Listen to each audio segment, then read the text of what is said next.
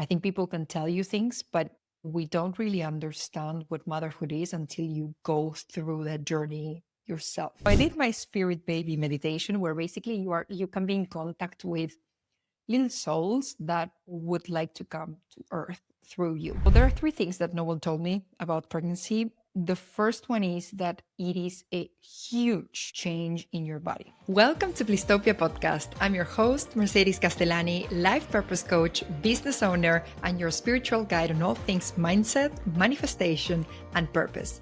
This podcast is a space for deep reflections, meaningful conversations to help you expand your mind, dive into the depths of your soul, and create a life that makes you feel alive. Whether you're walking, driving, or simply vibing, take a deep breath and get ready to dive. Hey, my love. Welcome to another episode of Blisstopia podcast. I'm your host, Mercedes Castellani. And today we're going to have a special episode. Today I want to talk about my pregnancy, the experience of pregnancy, my spiritual view on pregnancy, just really how everything has unfolded for me up until now. And the idea behind this episode is to really, first of all, share a positive pregnancy story. We see so many difficult, so many horror stories on Instagram, on podcasts, on YouTube. So my idea here is to bring a positive pregnancy story to inspire you as to what is possible, to really expand you with positive stories. And of course, Blisstopia, it's all about purpose and spirituality and manifestation and mindset. So we're not going to turn this into a whole pregnancy thing. But I do also want to be authentic, and I do also want to share what's alive for me right now, because I am moving through the journey of motherhood, and I want to bring you, where my heart is at, where my soul is at, what's actually like happening in my life when I'm not working. And it's been this whole journey of motherhood, really. So I want to inspire you with a positive, smooth, easy pregnancy story. And I also want to be real as to where I am, how I felt, how has this journey been for me so far, this adventure, how has it been so far for me? So I know some of you are going to be listening to this episode because you want to be close to me and you want to know what I'm up to and how I've been feeling. I know that some of you want to be a mom at some point, and maybe this episode will inspire you for that. Or maybe you're planning to be a mom rather soon, and this episode will inspire you in that regard. Or maybe you plan to be a mom again. Maybe you already have one, two children, and you want to do it again. You're courageous and you want to try this whole thing again. And maybe this can inspire you for your next round in pregnancy and motherhood.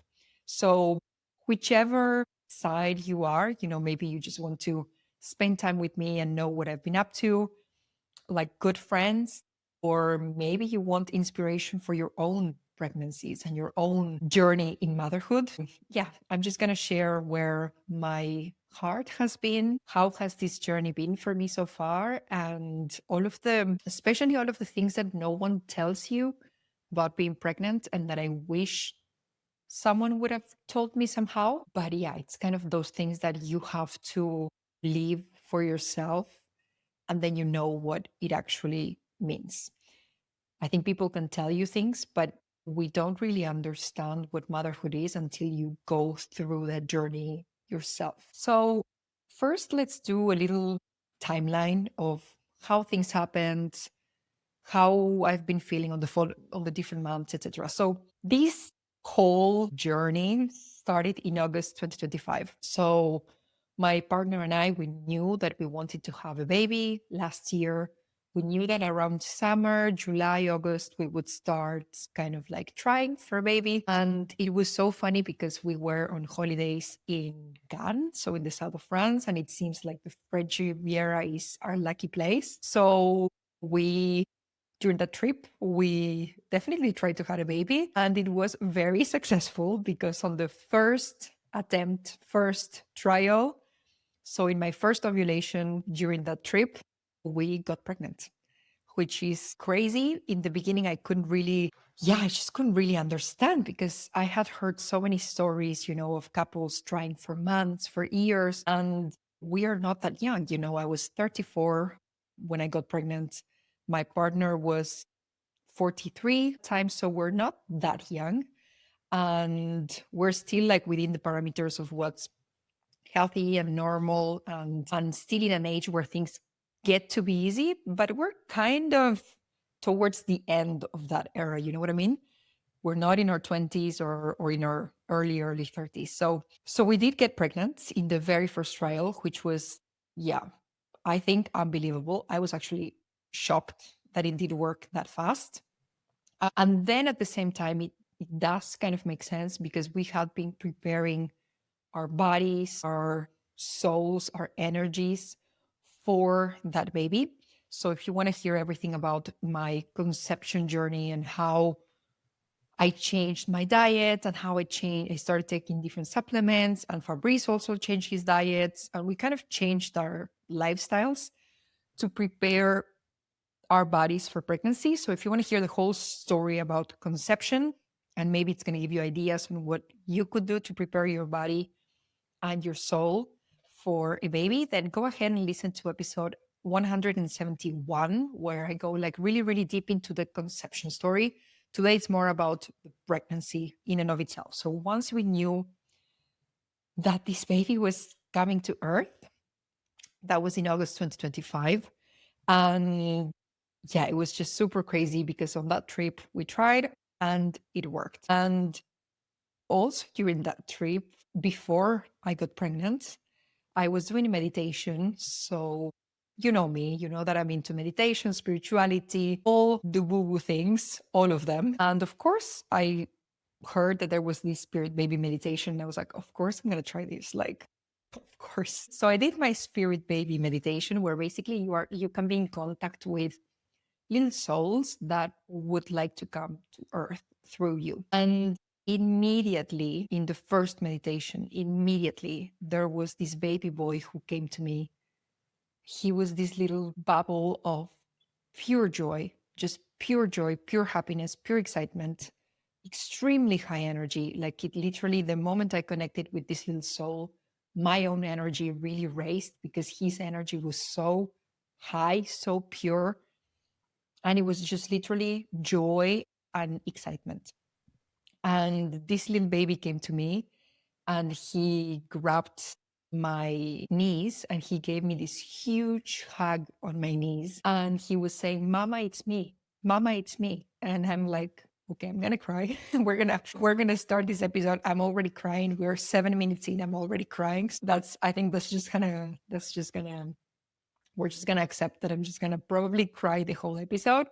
And I will continue to talk in spite of that. So this little boy came to me and he hugged me with the biggest hug you could ever imagine. He was like, Mama, it's me. And I think that was like maybe, I don't know, maybe a couple of days before I got pregnant, 5 days before I got pregnant. And yeah, I just got to meet him and he was this little bubble of joy and excitement. And apparently he wants to have a name with an A and an O, which we haven't decided on yet, but we do have kind of like the brief with the A and the O, which is the name that he wants. And we were just there. And then I started asking questions like, okay, cool, let's do this. Like, what do you need from us? Like, how does this work? What do you need from us? And then he told me, you've already done everything that you needed to do. I need to find like this opening, this door of light. And when I see that door of light, I will try to come in. And it was very visual. I'm a very visual person. So I saw this, it's kind of like a door full of light. And he was like trying to squeeze himself into that door. But he was like, no, you've done everything you needed to do. Now, the moment I see that door, I'm going to come in. And yeah, a couple of days later, 2 weeks later, we found out that we were pregnant. So it's been a crazy journey. It's been a crazy journey. And yeah, I just feel so lucky that I've been able to have that connection with him from the very, very, very beginning, which is something I had heard that other women who are highly intuitive, they also had these beautiful connections and they also had some communications with the baby, but I didn't know that that was possible. I didn't know that that was available for me, that I could have that type of communication. I'm very empathetic, I'm very spiritual. I have a strong intuition, but I'm not a medium. I usually don't connect with living beings that are not incarnated. And this was a crazy experience. So the whole pregnancy started like that. And I think during the whole pregnancy, I knew in my bones that it was a boy. My body knew, my intuition knew. I had this meditation, but I was also curious, like, is this true? Did this work? Did I invent this whole, did I come up with this whole thing? Or is it actually true that there's a baby and he wants a name with an A and an O and he has this beautiful energy? Oh, that's how it started. Then basically the first month after I found out, I said I was extremely shocked because I didn't expect it to be so quick. I was kind of like, I think in the back of my mind, I was like, okay, it's going to take maybe a couple of months, between 2 and 6 months. That's kind of what I expected. And then reality surprised us and it was much quick. So that first month was kind of like the shock of, wow, like I'm pregnant. Wow, like fuck, you know what I mean? Because it's happy, but it's also like shit, like now, okay, like it's happening, like it's here. And you need to get used to that. And that first month where there were a lot of changes in my diet, a lot of changes in lifestyle, a lot of changes in the supplements. So we had been doing this whole prep from January until August, where we were taking certain supplements that support, the health of the eggs and the sperm. And we were eating specific food to support, again, all of the reproductive system and and the eggs and the sperm. And then all of a sudden, it's like you need to change everything. All of a sudden, you're not allowed to drink alcohol. All of a sudden, you need to reduce your coffee intake. All of a sudden, you're eating different foods. All of a sudden, you have different supplements. All of a sudden, there's positions that you're supposed to avoid when sleeping. So it's like this, there's so many changes all of a sudden, and no one's asking you, are you ready? Shall we do this? Shall we not? Like, no, you're pregnant? Okay, like stop drinking now. And Fabrice and I, we had reduced alcohol a lot. So we were only drinking like maybe 2, 3 glasses of wine or champagne per weekend. And that was it. Like no alcohol during the week and just a very moderate quantity during the weekends. And then all of a sudden, so our alcohol intake was already low. And then it's like all of a sudden, it's like, okay, nothing, like not a glass of wine, not a glass of champagne. And I'm a wine lover. So it was like, oh my God, like, okay, no more wine. So that was a huge change. And again, it happens from one day to the other. You're not asked, are you ready? Shall we wait until Monday? It's like, no, you find out that you're pregnant. Okay, boom, it's action time. Then the coffee intake, that was so misleading in the beginning. I was like so confused. So, wait, like, how many cups of coffee can I drink during pregnancy?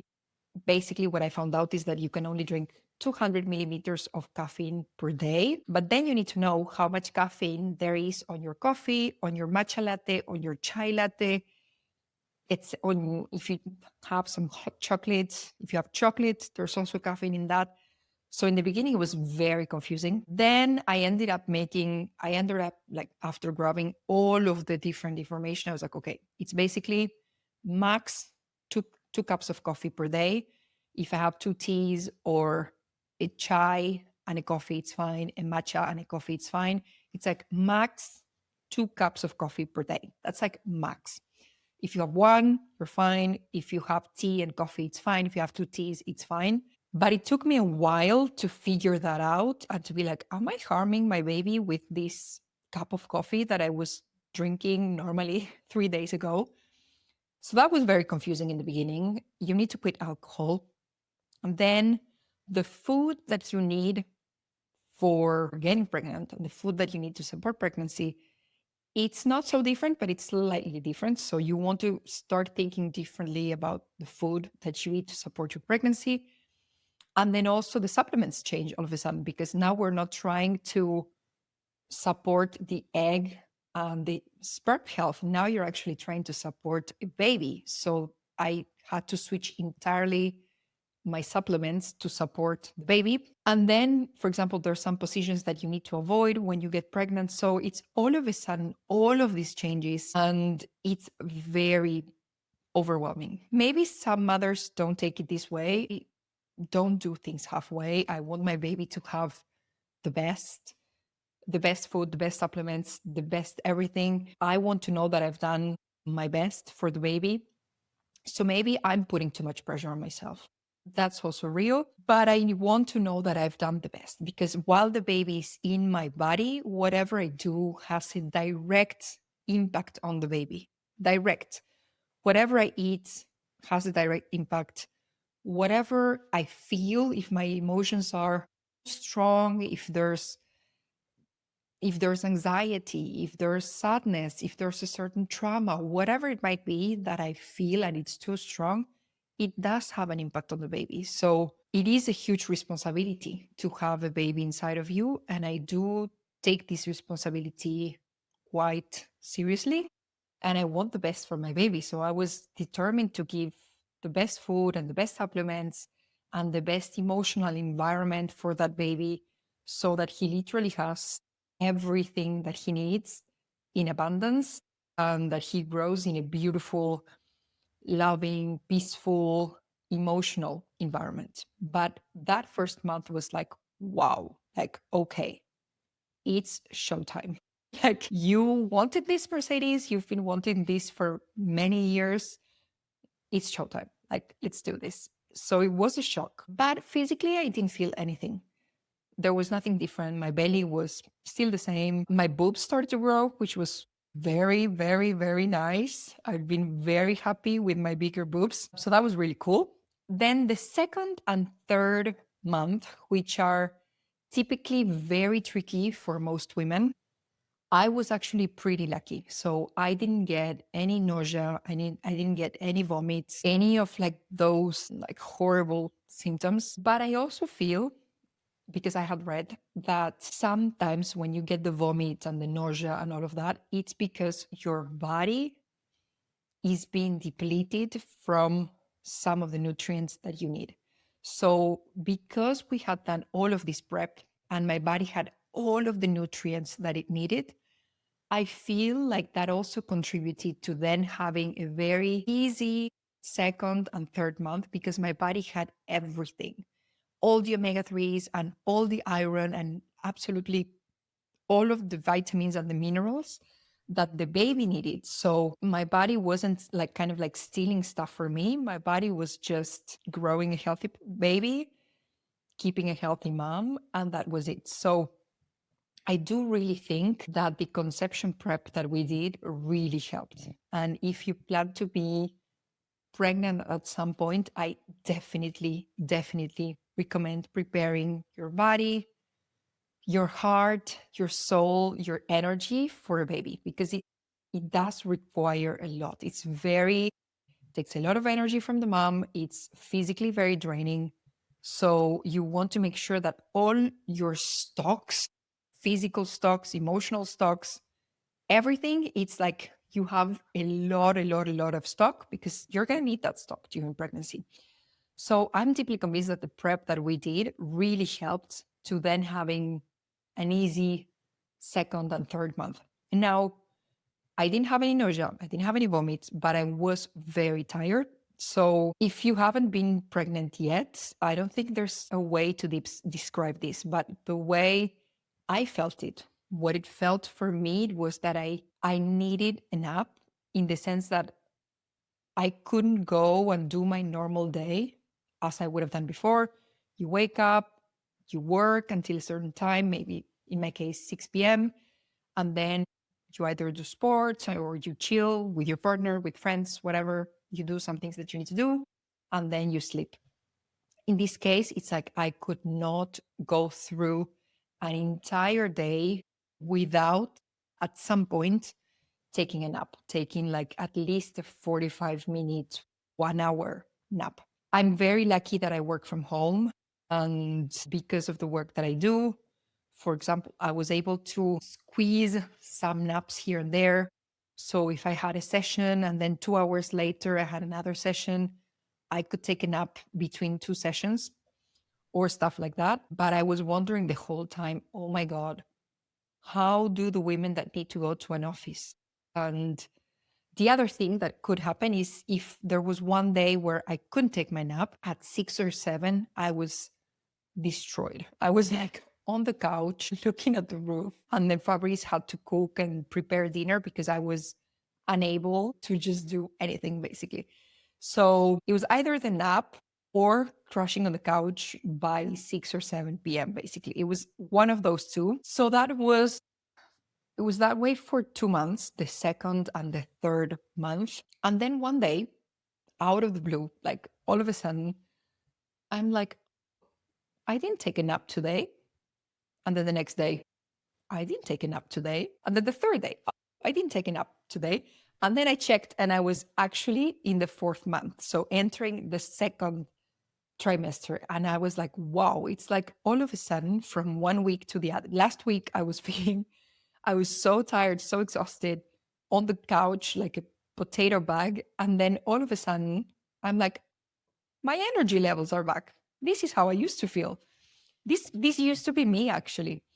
So that was the beginning of the fourth month, the fourth and the fifth. And basically also what happened is that, during the first trimester until you know that you're in the week 12, I don't know if you knew this, but there's actually quite a big chance that you might technically lose your baby. So I didn't know this, but basically you have a 25% chance of having a miscarriage in that first trimester.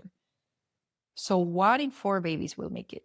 3 in 4 babies will make it. And those numbers are just huge. There's a 75% chance of keeping your baby, but it's 75. It's not 90. It's not 95. These numbers are actually huge. I think 25 is it's a huge number.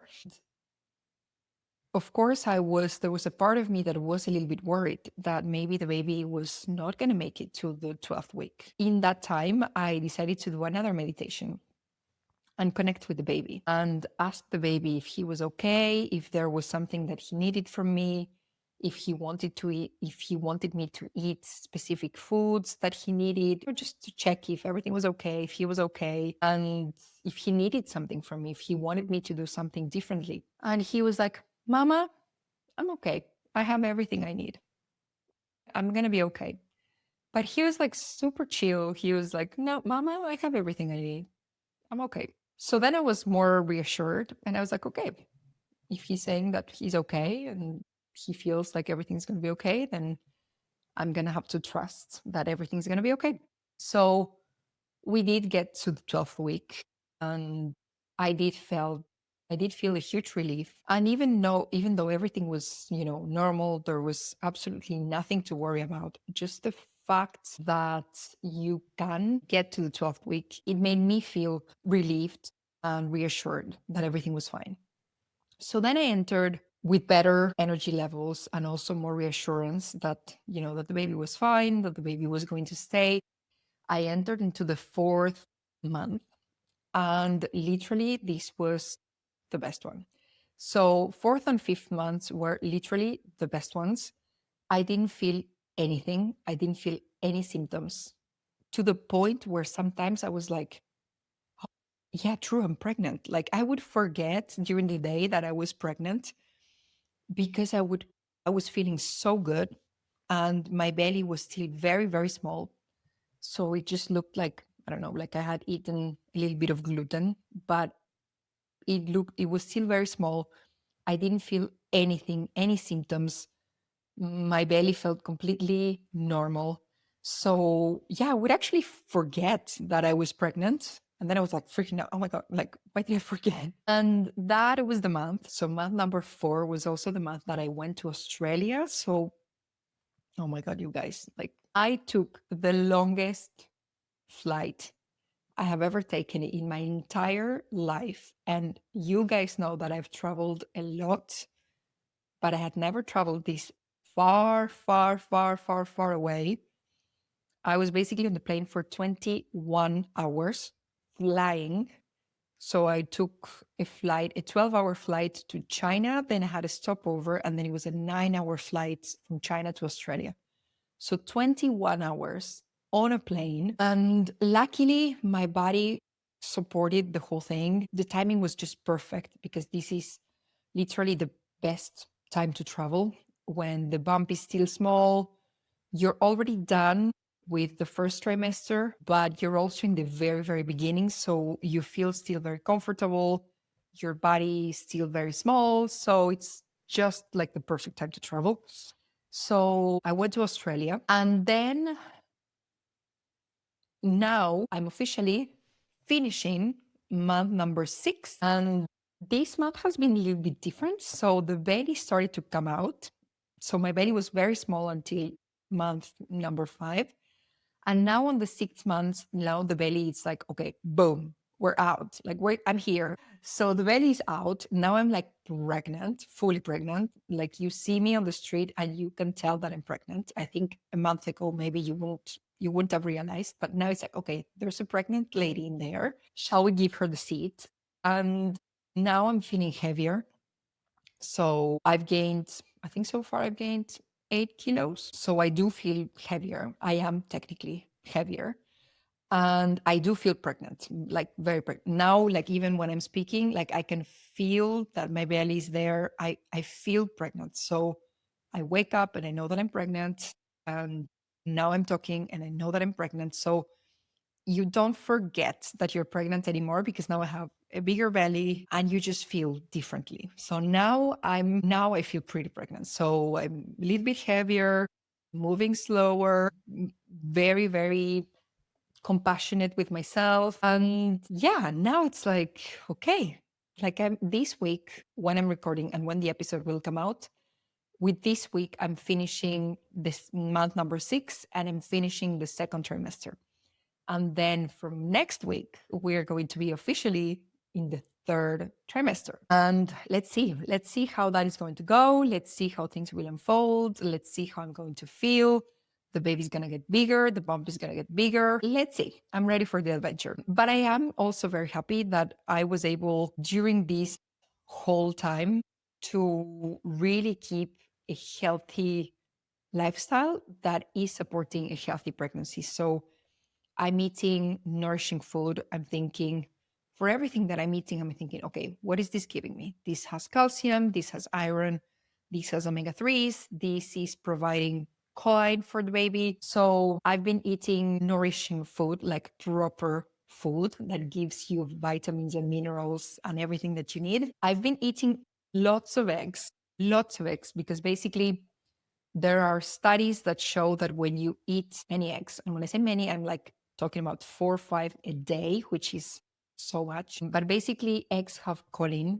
And when you eat more choline during your pregnancy, your baby is going to be more intelligent. So, of course, I want to have an intelligent baby. So here I am eating 4 or 5 eggs a day. I think by the end of the pregnancy, I'm going to be like, enough with the eggs. We're cutting this for a while. But yeah, I've been giving my baby lots of eggs. I've been taking the supplements for pregnancy. And what is super, super cool, and I'm actually quite proud about this, is that I've been able to run until the end, until now, basically. I stopped running maybe 2 weeks ago. So basically, we could say that until the end of my second trimester, I've been running with the baby inside of me, which is so crazy. I didn't think I would be able to do that. Mind you, I was running before the pregnancy. I ran a half marathon. I was running 3 times a week. So running is very normal for my body. My body is very, very used. It's been years that I run. So my body is very used to running. But then running with the baby, that's like a whole different thing. And I thought I would have to stop much earlier, but I've been able to run until the end of the second trimester, which is so cool. I'm so happy that my body was able to do that. And then basically 2 weeks ago, because I'm starting to feel heavier and the belly is bigger and all of that, 2 weeks ago, we go out for a run with my partner every weekend to the woods. And it's just like our little family tradition. So every weekend we take amore and we go for a run. And when I got there, I was like, I could have pushed myself. I could have run if I would have said, okay, we're doing this. But my body was like, really, really, why? Really? And I was like, you know what? I'm not gonna push. Like, it's fine. We are going to take this with a lot of love and compassion. And so basically 2 weeks ago when I started having that feeling of like, I was like, I'm gonna stop running and we're gonna get into long walks now. So I have been switching things a little bit, and then I'm doing sports at home with little weights to gain some strength, and then walking a lot, still walking a lot, whether that's in the woods, a really long walk, or just during the week, walking with Amore. And yeah, and just get things moving basically because it's really good for the pregnancy. And then I've also been able to give the baby a calm emotional space, calm environment. I think we are starting to understand the impact that the emotions of the mom have on the baby. And I wanted to make sure that my baby he's going to feel peaceful, calm, that he's going to have a regulated nervous system. So all of that is coming from me. If I do have a regulated nervous system, the baby's going to have a regulated nervous system. If my nervous system is a wreck and I'm always anxious, the baby's going to feel that way. So it was this chance to really fully embody the energy of calmness and peace and providing not only the nutrients that the baby needs and the oxygen that the baby needs, but also the emotional environment that the baby needs. So it has been really nice for me to tap into new levels of peace and calm and trust, even if some things sometimes don't go as I want them to go. I was like, okay, we're just gonna be calm. Everything's gonna be okay. We don't need to figure everything right now. Like, it's fine. And I think that peace, that trust, that inner knowing has allowed me to remain regulated during these 6 months. And I plan to continue that way because, again, I want to give the best environment to my baby. And then, of course, something that I should mention is how grateful I feel with all of this. It's been such an easy, smooth pregnancy. We were so lucky with the conception. We were so lucky. I was so lucky with the whole pregnancy and having very little symptoms whatsoever. And everything is going well. The baby's going well. I'm going well. Like, everything is healthy. Everything is easy. Everything is smooth. And I'm just really, really, really, really grateful for everything. We did have two little moments of where we got a little bit scared. On the first month, all of a sudden, I got a little bit of blood in there. And I was like, this is weird. But I went to the hospital and they said that it was totally normal, that it was just like, things are building in there. Things are breaking and building in there. So they were like, it's normal that maybe you have a little bit of blood. So we did have that scare on the first month. And then on the fifth month, they did an ultrasound and they were like, well, there's a number here that it's kind of weird. It looks like your baby's not growing as he should be growing, but we're not really sure if the data that we're giving to the system is actually reliable data. So you need to come back in 2 weeks and we're going to recheck if that's fine. So for 2 weeks, we were like, okay, let's see. They were like, don't worry for now. We're going to check in 2 weeks and we're going to see. But of course, you worry a little bit. So then we went 2 weeks later and they were like, no, everything is fine. It was just that the data was not reliable data. So we did have these two moments of, oh my God, is this okay? Is this normal? But then in the end, everything was okay. The baby's okay. I'm okay. Everybody's okay. And here we are, a very easy, normal, smooth pregnancy. And I'm super grateful for this. And I think it's a mix of good genetics. And we need to say that. We need to address that. But it's also lifestyle choices. So my mom, she had healthy, easy pregnancies. My aunties, they had healthy, easy pregnancies. My grandmothers, they had 5 and 6 children. So I do come from a lineage of women that is extremely, extremely healthy. So I do recognize the privilege of having really good genetics for this. And I think that helps. But on top of that, I've put everything that was under my control, and all my lifestyle is supporting the health of the baby and my health, even before the pregnancy. So again, with food, with the right foods, with supplements, with sports, with absolutely everything, I'm also supporting all of that. So I think that mix of good genetics and good lifestyle choices is resulting in a great pregnancy where I just feel really good. I have very little symptoms and everything is just moving forward smoothly and, and nicely. And I am very, very, very grateful for all of that. And also during this journey, I realized, you know what, maybe there are some things that no one really told me. It's like you need to go through the experience and then you actually get this information. So there are three things that no one told me about pregnancy. The first one is that it is a huge change in your body. And I don't think a man will ever understand. And I don't think a woman who hasn't been pregnant will ever understand. It's like, I didn't understand this before getting pregnant. I had to go through this experience to realize, my God, like this is huge. And basically, what it made me realize is when you see a pregnant woman, you only see the tip of the iceberg. You see that she has a little belly, right? Big or small belly, whatever. Maybe you see that she has the glow, and that's it. You see the tip of the iceberg, but you don't see the huge physical, emotional, psychological transformation that that woman is going through.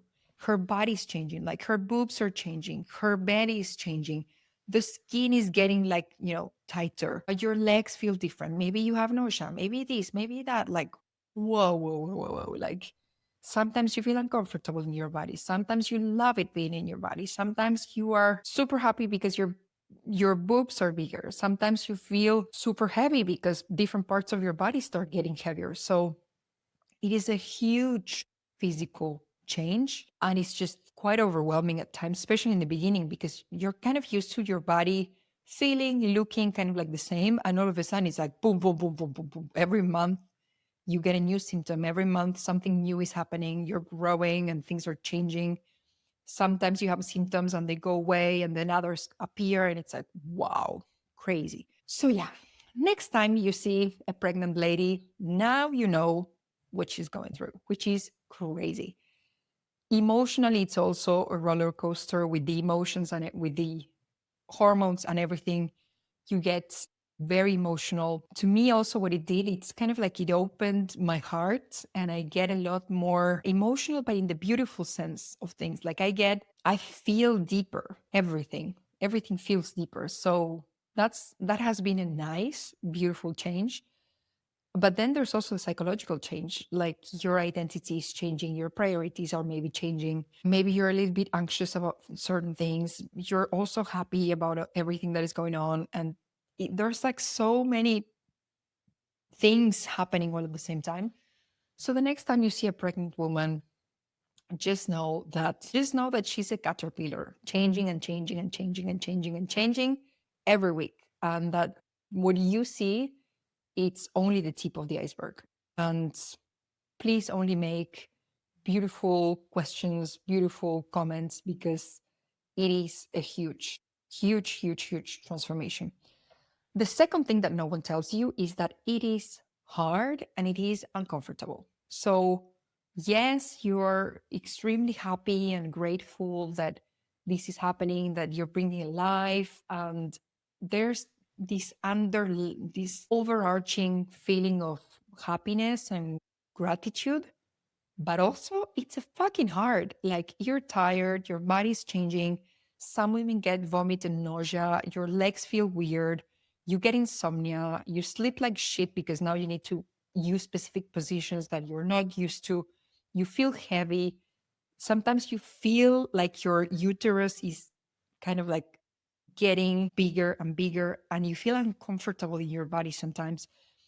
So it is hard and it is uncomfortable, and you are happy. So those two things can exist at the same time. You are happy and grateful, and your whole family is happy and grateful, and your friends are happy and grateful, and there's a lot of happiness, and that's beautiful. But at the same time, physically, it's very hard and very uncomfortable. And those two things do coexist, and those two things are true at the same time. And that's fine.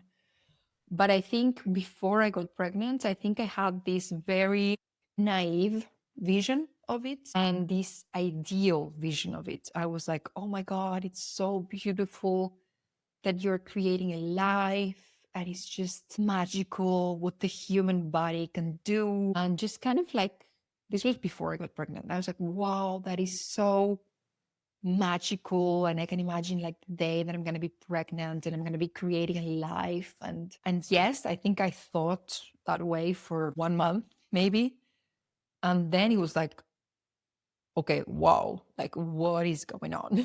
Like what is happening to my body?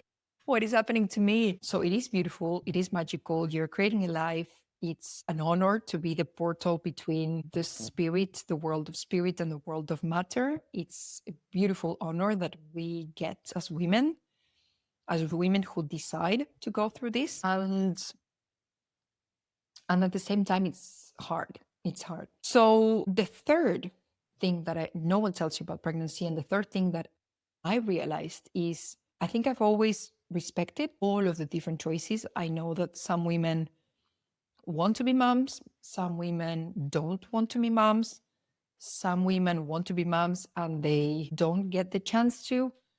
So I respect all of the choices. But I think going through this made me understand even more why some women don't want to have children, why some women don't want to go through this. And it is a lot. It is a lot. So I definitely understand, respect, and value much more than before. I think before I would respect that choice, right? It's like, okay, it's your choice, your life, what's going to make you happy. I respect it, I support it. But going through pregnancy made me say, you know what? I actually understand why some women don't want to go through this. Because again, it is hard, it is uncomfortable. It's beautiful, it makes you happy, but it's not easy. And some women don't want to see their bodies changing this way, or their hormones changing this way, or their lives changing this way. So I feel, I think before I was understanding intellectually why some women would make that choice. I think now I feel why they make that choice. And I'm like, you know what? You're so right. If you don't want to do this, don't, because it is a lot. Definitely a lot. And for the women who want to do it, fantastic. Yes, it's going to give you a new level of happiness and a new perspective on life. You're going to grow so much, but get ready because it's a lot of change, and that change is not always comfortable. So if you are listening to this and you want to be a mom, here's my advice for future moms. So if you plan to get pregnant at some point, or if you plan to go through another pregnancy, then this would be my advice.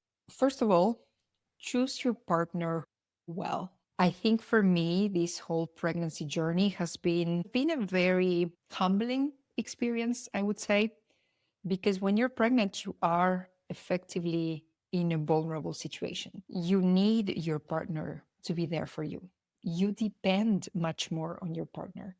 And this was hard, and probably it is still hard for me because I've always been a very independent woman. I've always done everything for myself. During my teenage years and my 20s, I would always tell myself, I don't need a man, it's fine. That was also part of my trauma, so I had to work on that. But I had built this character that says, I don't need a man, actually. And here I am, pregnant, absolutely needing my man.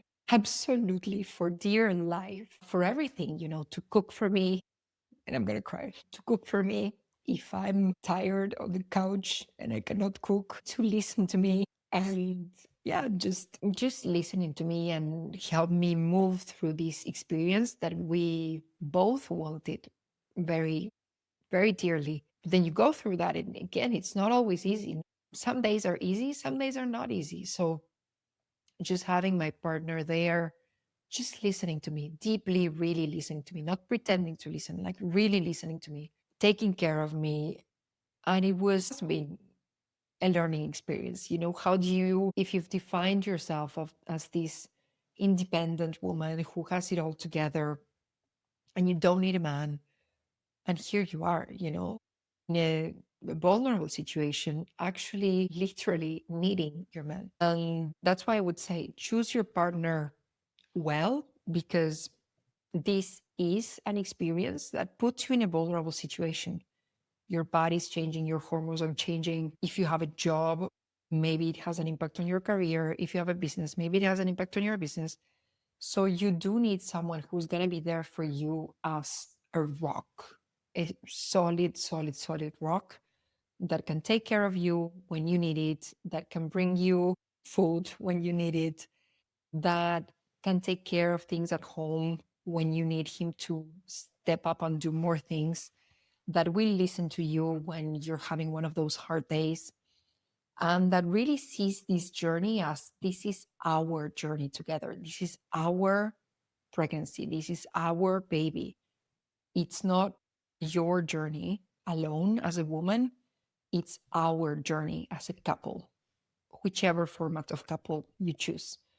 But choose your partner well, because you will need your partner, and you need a partner that is reliable, present, that will be there through thick and thin, to listen to you, to do admin for the baby, to cook for you, everything, to give you a massage if your back or your legs are not feeling well. You will need your partner. So choose your partner well. Choose a person you can actually depend upon, because you will start depending a lot more than you did in the past. The second advice would be absolutely to prepare your body and your partner's body for the pregnancy. I've spoken about this before in the beginning of the episode, but preparing your body with healthy foods, supplements, cutting or really lowering down alcohol, cutting or really lowering down caffeine. It's super, super, super important. You are not the only one who should be doing this. That baby is going to be 50% your genetics, your DNA, and 50% the father's. So both sides need to be preparing for the pregnancy if you want to then have a healthy, beautiful, easy pregnancy. So this should be done 6 months minimum, because the body needs some time to get used to all of this. 9 months ideally, if you know that this is something that you want. Start as soon as possible. 9 months ideally, 6 months minimum. Then another advice I would give is during the first trimester, when you still don't know, if everything's going to be okay or not. I remember that a couple of weeks into the pregnancy, I got anxious because I was thinking, okay, will the baby be fine? Is everything going to be fine? And I told myself immediately, Mercedes, you have two choices here.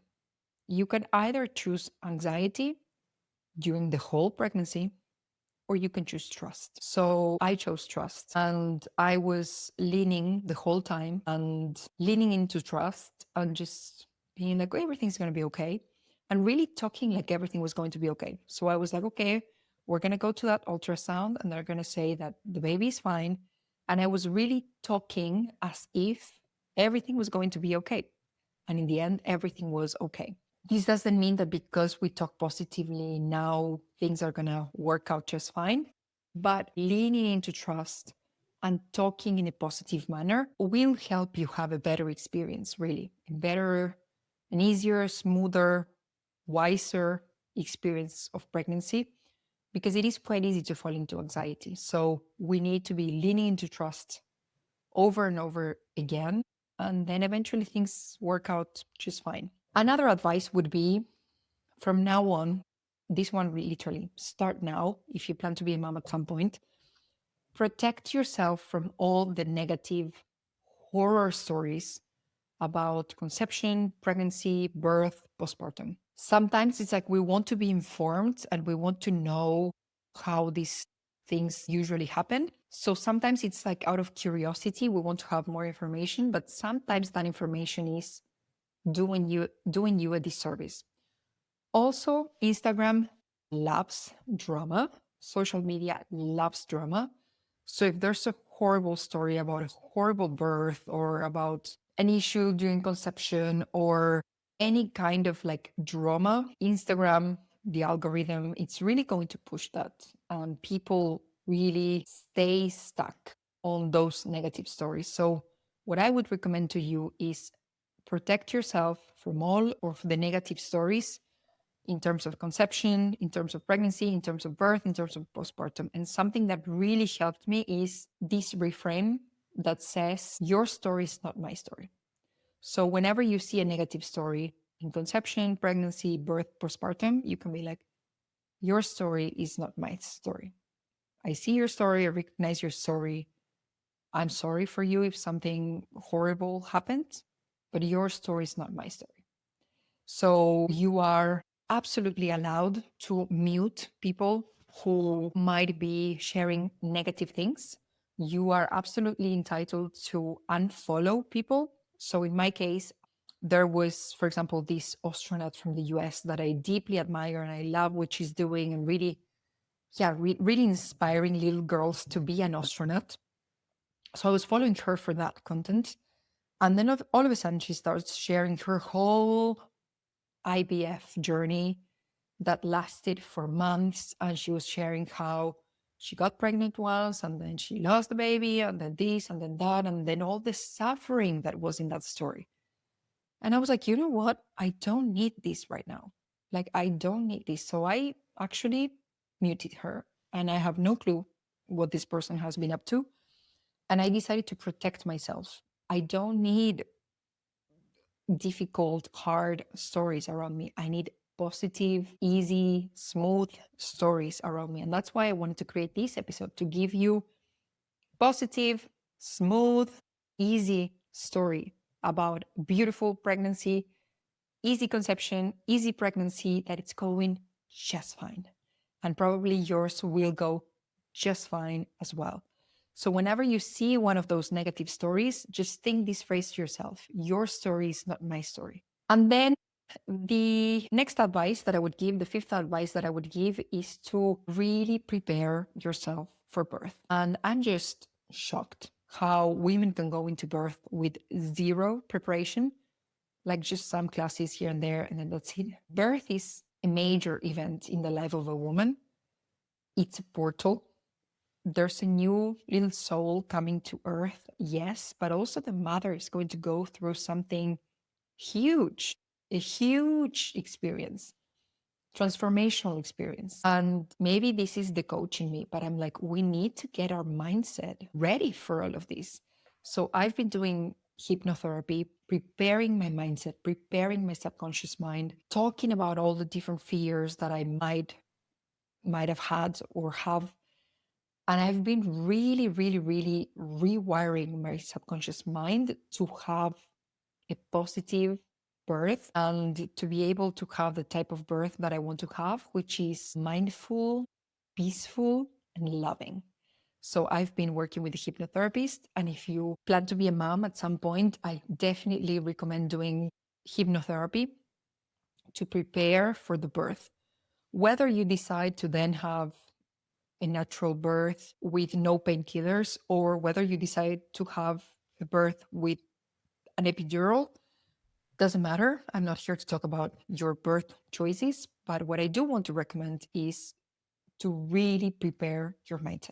The mindset is key for everything important that we're going to do in life, and birth is so important. So, where I am now, and with this, we can start coming to a close in this episode. Where I am right now. So I'm currently doing hypnotherapy, as I said, to reprogram my subconscious mind for a mindful, peaceful, and loving birth, which is what I want to manifest. And it's the only thing that I'm available for. Then I think next month in March, I'm going to start taking classes to understand the postures that we can take during birth and how to breastfeed and to get more information. So it's more like a training. But in the meantime, I'm already doing my hypnotherapy with a hypnotherapist to really rewire my subconscious mind for the most beautiful, loving, spiritual, peaceful birth. We're also choosing a name. In this meditation, remember that this little soul said that he wanted a name with an A and an O. We might have a name. It does have an A and an O. And we're just giving ourselves some time we're just leaving space in there to see if we change our minds. But if we don't change our minds, it looks like we have a name. And also, I don't know how you guys do this in your country, but in France, people don't share the name of the baby before the birth. In Argentina, people do, but not in France. So here I'm actually respecting my partner's traditions.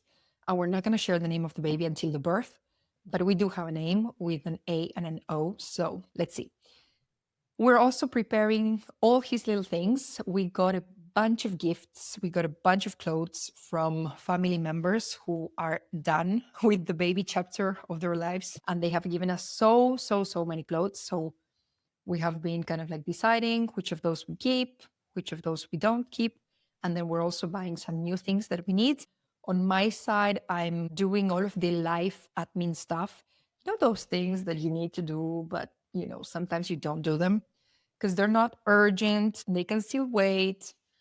But then you realize that they've actually been sitting there for a while. So I'm actively working on all of those life admin stuff because I want to have all of my personal life completely sorted in order before the baby arrives, because I know that once the baby's here, I'm not going to be able to do all of that admin stuff. It's not going to be a priority.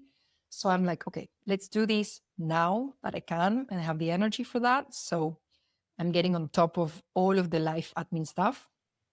And then I'm preparing everything in my business to take a mat leave from April until August. So I'm preparing newsletters that are going to come out when I'm not going to be actively working, and just making sure that everything is going to be running smoothly when in the background when I'm not there.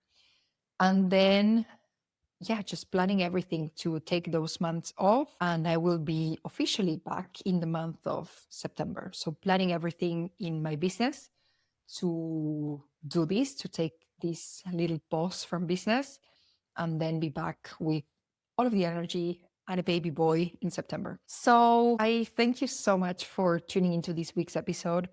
What I do want to say to close this episode is that your own story with birth, pregnancy, conception, pregnancy, birth will be unique. So your story will be unique. It will depend on your genetics.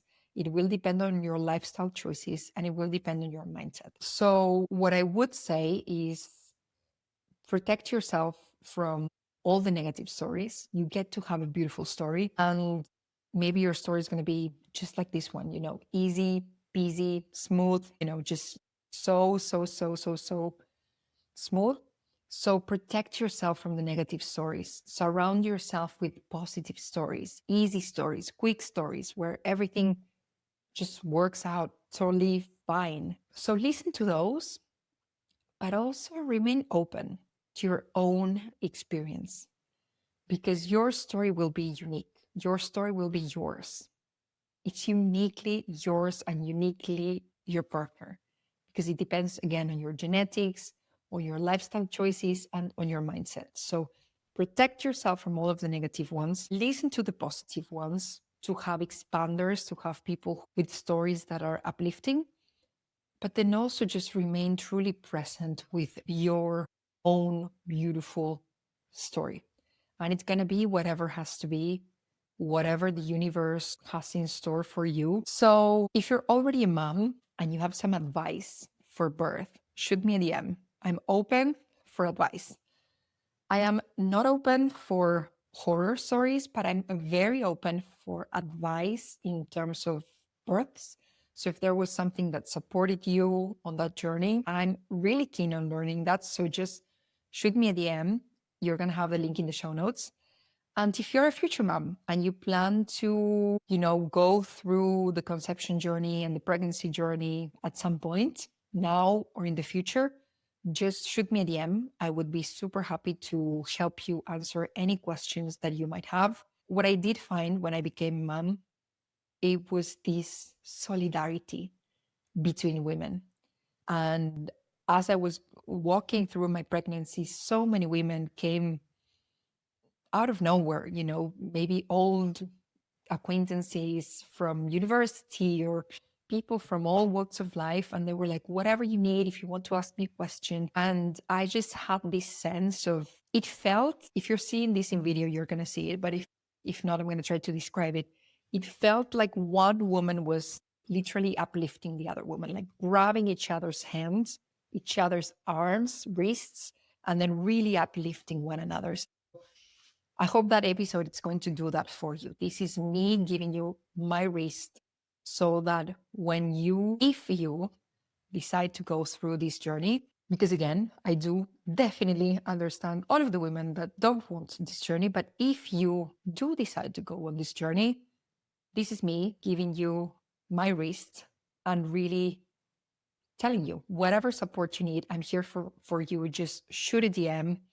I will give you everything that I know so far. And I'm here for you. So thank you so much to all of you for listening to this episode. It turned out to be a lot longer than I expected, but I had so many things I wanted to share with you. Thank you so much for being here. Thank you so much for being part of the journey, for doing life with me.